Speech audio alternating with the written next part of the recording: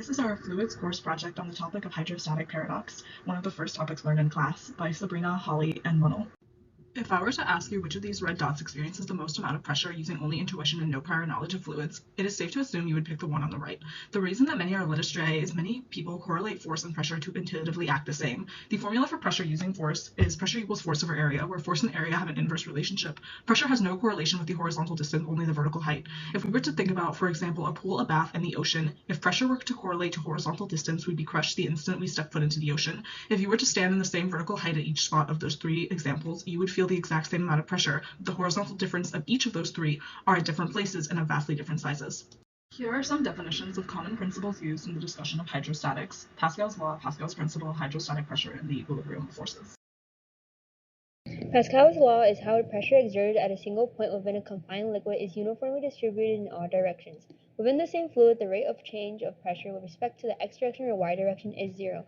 However, concerning the z direction, the rate of change of pressure varies. This demonstrates that the pressure increases with decreasing depth within the liquid.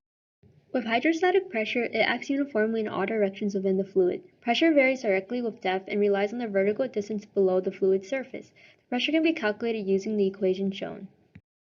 The downward force due to gravity acts on all bodies of mass. In the case of fluids, this can be quantified using the formula F equals rho Vg. The gravitational force on a fluid is directly proportional to its volume and density. The upward force is exerted on the base of the container, and its equation is force equals pressure times area. In equilibrium, these two forces balance each other out. Our experiment is based on the understanding that, regardless of the container shape, the pressure exerted by a static fluid increases with depth. This is known as hydrostatic paradox. The formula for this concept is pressure equals density times gravity times height. This simple formula shows the deeper you go, the greater the pressure will be.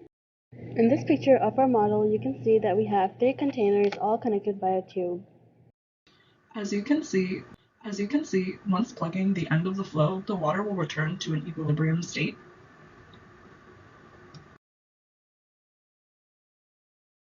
In this example, you can see that as Munnell is pouring the water in the square container, all three are rising at the same pace.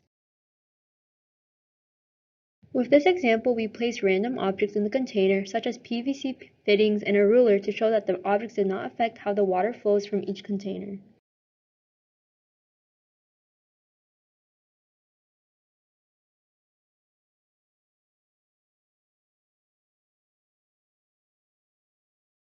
In these pictures, we measured the height of water for each container, and they all turned out to be 1.75 inches. You can see that while Sabrina is pouring the liquid into the far right container, the fluid is unable to transfer to the far left container. This is because the lid on the gingerbread man doesn't allow Pascal's law to take place. Once Holly unscrews the cap, the fluid starts flowing into all three containers at the same height.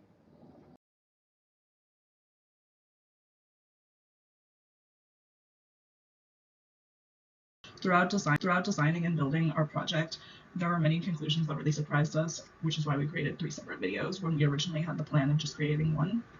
And thank you for watching and listening to our explanation and demonstration of the hydrostatic paradox.